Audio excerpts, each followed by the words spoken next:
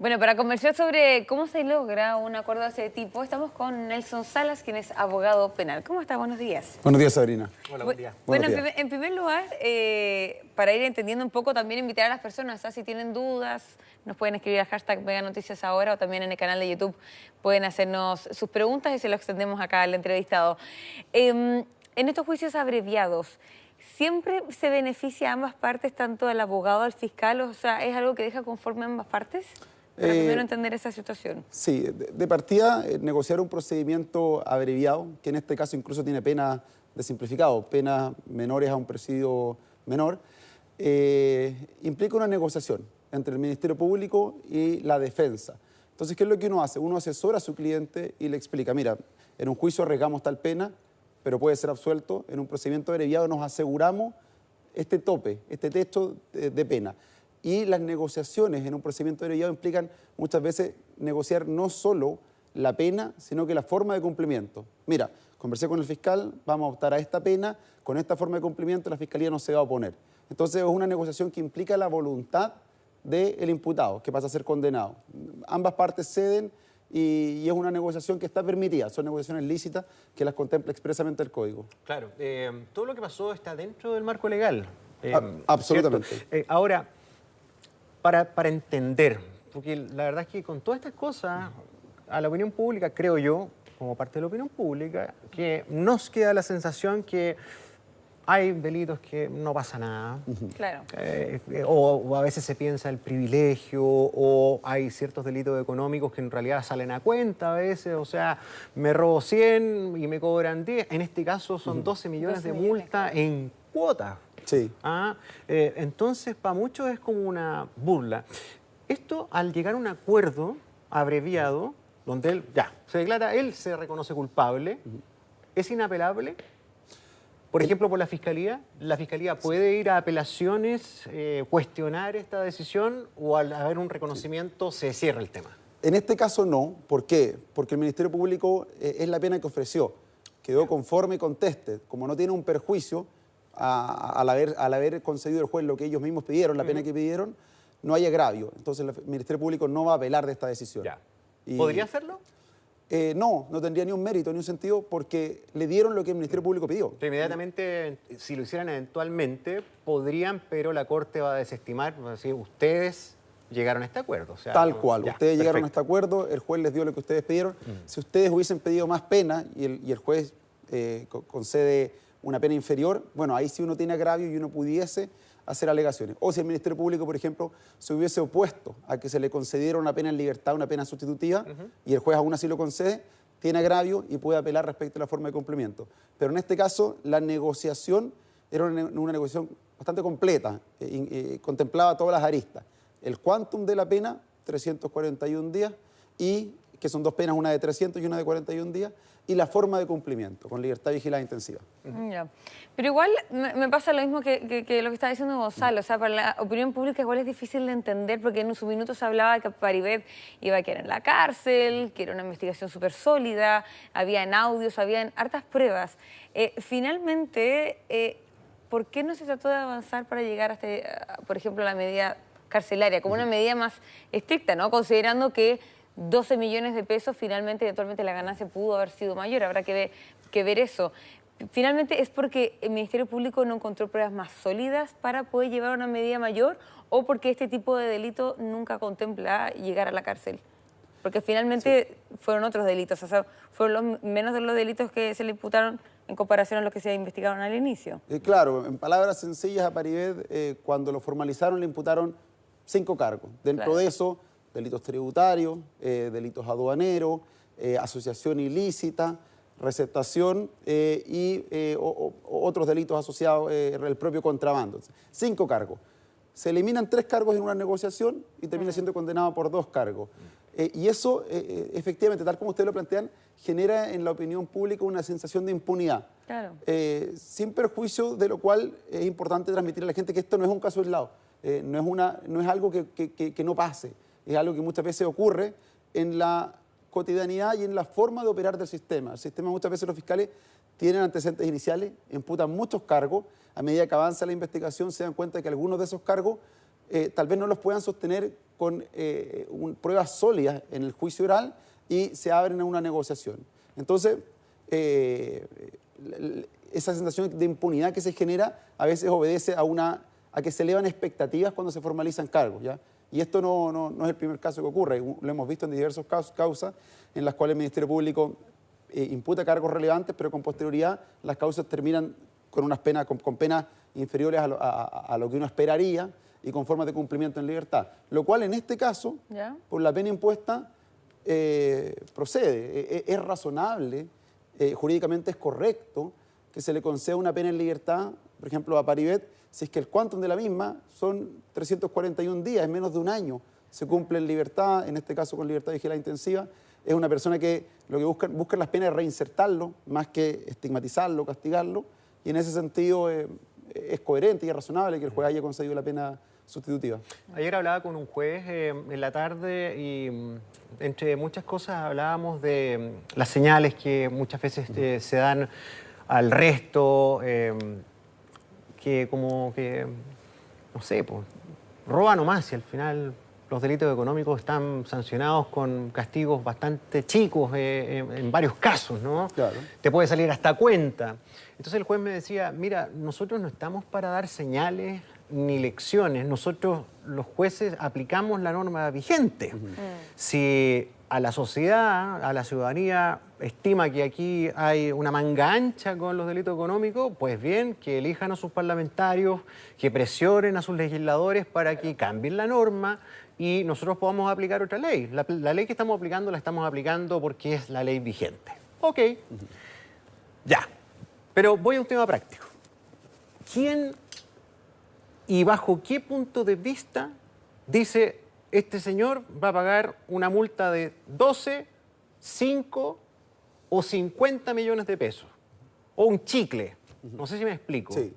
Bueno, la propia ley establece los marcos de las penas. Esto es una pena accesoria. La pena principal son los 341 días. Ya. Regla general, se cumple privado de libertad, pero si se cumplen los requisitos, se cumple esa pena de una forma sustitutiva, en libertad. Y además hay una pena accesoria que es la pena de multa. A las penas de multa también se le aplican las circunstancias atenuantes y agravantes. Entonces, el juez tiene un marco penal que lo establece la ley y en este caso tiene una persona que goza de irreprochable conducta anterior. Es una persona que además colaboró al admitir responsabilidad, evitó un juicio oral y lo que muchas veces también se pondera, evitó incluso un gasto al fisco del erario público de un juicio oral en su contra, reconoció, abrevió el proceso. Dos circunstancias atenuantes implican una rebaja de la pena, se le concede una multa. Y la verdad es que, claro, en este caso que tiene contexto mediático, es mediático, uno dice, pero además la multa en cuotas, una persona que pudiese tener medios, tiene una defensa privada, o sea, pudiese tener vive en un lugar bastante sí, pero exclusivo, claro, o sea, como que no es una persona aparentemente... Sí, o sea, todos los antecedentes dan a en situación entender de calle, digamos. De que, claro, de que estaría en Claro, condiciones de pagarla. por eso te pregunto, Sí. o sea, efectivamente yo entiendo lo que dice el juez, o sea, es la ley que está, la tenemos Claro, que aplicar y hay todo que el aplicar. asunto.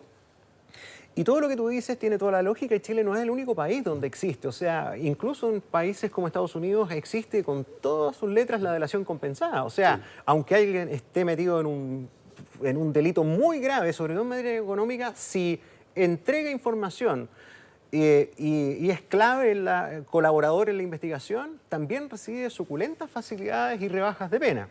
Ok, pero dicho eso, no sé si a ti te pasa como ciudadano que, bueno, el castigo es poco, pero además, si no he hecho alguna cosa mala antes, seguimos bajando, y si colaboro un poquito más bajo, y si reconozco que soy pultrucho, un poco más bajo, Claro. y no sé, y un Padre Nuestro y una Ave María, ya, compadre, ándate y no pasó nada.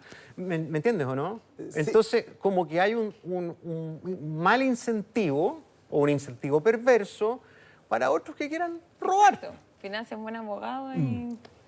Bueno, yo tengo una visión distinta porque yo ejerzo principalmente defensa, ¿ya? Claro. Entonces, los fines de la imposición de una pena, ¿ya?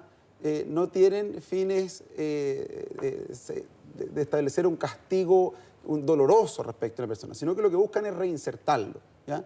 En ese contexto tengo dos posibilidades. Tengo una persona que tiene más de 60 años, que nunca ha tenido antecedentes, que efectivamente comete delitos y los reconoce, tengo dos posibilidades. Lo ingreso en un centro penitenciario que cumpla una pena de carácter efectivo, lo cual obviamente va a ser muy doloroso y va a generar obviamente tal vez una conciencia social de que, mire, si usted comete un delito, en realidad se va a ir a la cárcel, que es un efecto muchas veces que se busca en la imposición de pena, pero a contrario sensu, lo estigmatizo y las posibilidades de que esa persona, después de que cumpla un año en prisión, tenga un perfil criminógeno y esté más propenso a cometer delitos, va a ser así. Entonces tengo dos posibilidades, lo reinserto y lo enderezo, lo vuelvo al buen camino mediante un plan de reinserción social, o lo estigmatizo en una cárcel.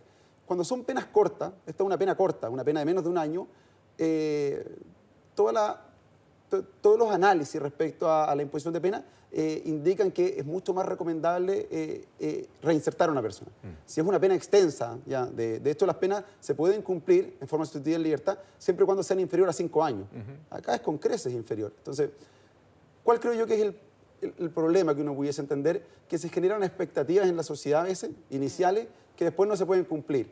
Entonces después terminamos con una pena que está conforme a derecho, que está conforme a las atenuantes, pero como la expectativa que se creó fue tal, eso genera una especie de insatisfacción o sensación de impunidad en la sociedad. Sí, lo último, Sabri, lo que pasa es que saliendo de la idea que planteas, una vez, cuando fue el gran incendio de la cárcel de San Miguel, hubo un caso de un chico que estaba preso por vender discos piratas. Claro.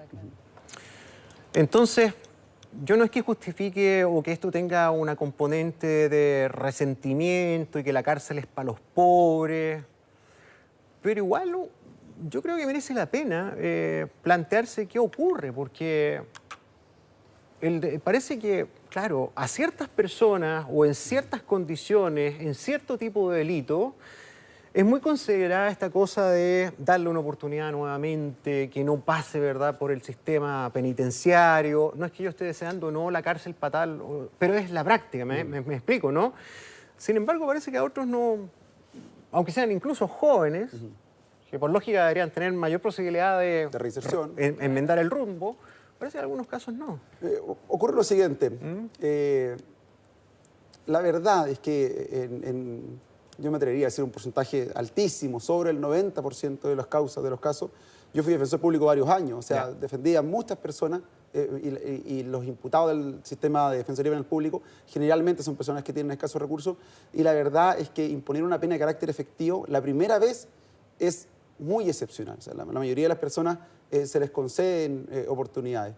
¿Qué es lo que ocurre? Que efectivamente a veces como se presentan o como se informa respecto de las causas, de las formas de cumplimiento, generan sensaciones de impunidad. Pero la verdad es que la regla general es que personas que no han cometido delito, salvo se trate de ciertos delitos específicos, cumplan su pena en libertad, con una reinserción, alguna de las formas de reinserción. De hecho, a Paribet se le impuso la libertad vigilada intensiva. Por el quantum de esa pena, una pena inferior a un año, lo razonable era una remisión condicional, firmar una vez al mes durante un año. Solo eso. Claro. Sin embargo, el juez impuso una forma de cumplimiento más estricta, que es la libertad vigilada intensiva, con un plan de reinserción social, con audiencias, con seguimiento, que es más intensa. Claro, no tiene arraigo, no tiene arresto nocturno, pero sigue siendo dentro de la escala, del escalafón de pena sustitutiva, es la más intensa. Otro elemento, por ejemplo, es que se modificó la ley de delitos económicos. Esta causa, claro, es de hace 8 años, los hechos son antiguos, entonces se aplica la ley antigua, pero bajo la vigencia de una nueva ley, de la actual ley de delitos económicos, pudiese haber tenido sanciones superiores. Ya, y en esa misma materia, ¿estamos bien con la modificación que existe a tu juicio y también comparándolo con otros países? Porque acá lo que pasa es, bueno, ya sabemos que tiene que pagar una multa de 12 millones, entre otras cosas, pero en el caso de Paribet, él también va a enfrentar un juicio social, ¿no? Se vio afectado por ser la pareja de y se hizo más público su caso. Pero hay otras personas que no, uno simplemente no se entera que está pasando por este juicio y no recibe el juicio social, por así decirlo, que está recibiendo Paribet. Entonces, en esa misma línea, me imagino que también hay que estar atentos a las penas que puede recibir el resto, ¿no? ¿A tu juicio está suficientemente avanzado? ¿Son las penas correctas o todavía hay que avanzar en esa situación, comparándolo quizás también con otros países? A mi juicio, en mi juicio personal, la nueva ley de delitos económicos me parece que es bastante estricta. ¿Ya? Por ejemplo, elimina las rebajas de pena en cuanto a atenuantes en términos generales. Ahora hay diversas atenuantes, los marcos se pueden rebajar menos, por decirlo de alguna forma. Es una ley mucho más estricta. Si hay personas que estiman que es necesaria una ley más estricta, una ley que establece mayores posibilidades de penas sobre los 5 años y pena efectiva, va a estar muy conforme con la ley, ¿ya? Y en realidad es un tema de opinión. Si uno estima que, sin perjuicio que los delitos económicos tienen gravedad, debiese aplicarse las reglas generales de atenuante, no va a estar de acuerdo. Para esto hay diversas opiniones y hay países, sobre todo de lo que sería la OCDE, de OCDE, que en realidad están por establecer penas más duras, más rígidas, y otros países no. Entonces es un tema que uno puede estar abierto a la opinión, pero personalmente sí, es bastante más rígida y bastante más estricta. Oye, mira, solamente para cerrar el tema y ya yendo al fondo, ¿no?, general, y no solo el castigo o la sanción a Paribet. Justicia a la medida. Dueño de Intelecom pacta con Fiscalía y zafa de cárcel pese a millonarias coimas. Coimió a funcionarios públicos, abultó una licitación con perjuicio fiscal de 500 millones de pesos. Aún así, zafó de la cárcel luego de sellar un acuerdo con el Ministerio Público.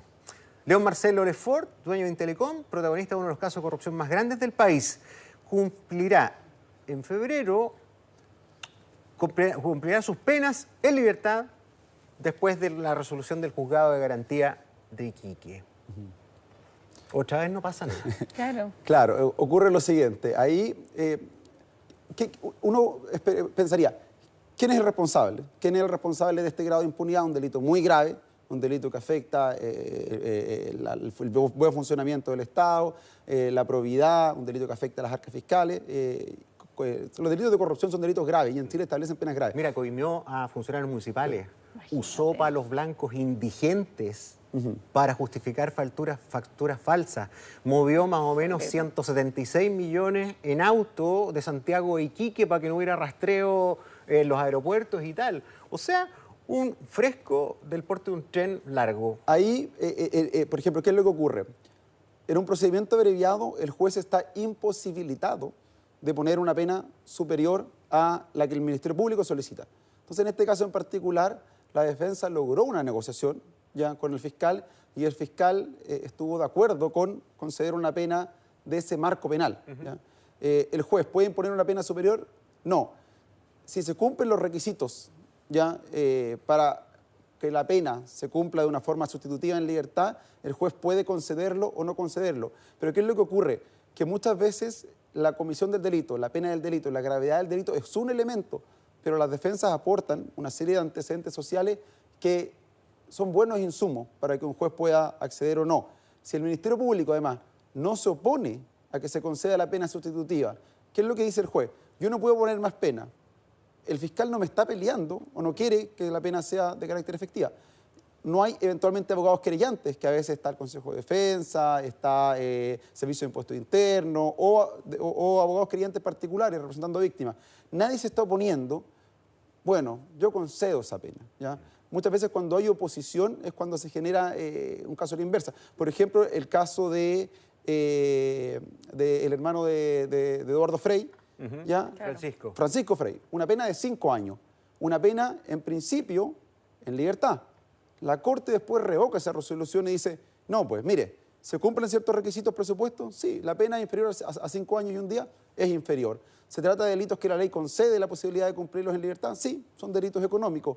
¿Este señor pareciera ser un peligro o es posible reinsertarlo en libertad? Pareciera que sí. Bueno, la Corte estimó que la gravedad de los antecedentes, la forma de comisión, era tal que no era posible y revocó esa resolución, lo envió a cumplir en prisión. Con posterioridad, vía recursos de amparo, la Corte Suprema revocó después la resolución de la Corte y dijo, no, mire, este señor cumple los requisitos y queda en libertad. Entonces, por ejemplo, en esa causa existió un debate intenso de parte de los querellantes. Acá el Ministerio Público dijo, ya con esto estamos.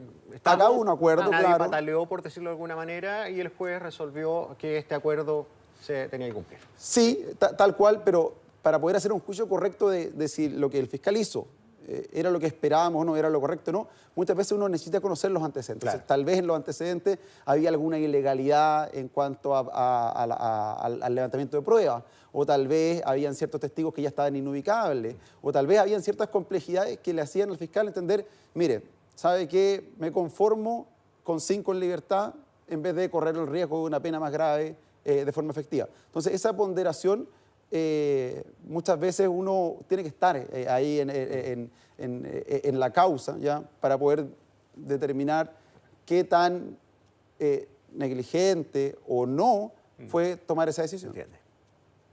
Perfecto. Nelson Salas, abogado penal, muchísimas gracias por esta interesante entrevista. Gracias, abogado. Muchas gracias a usted. Que esté muy bien. Bien, ya son las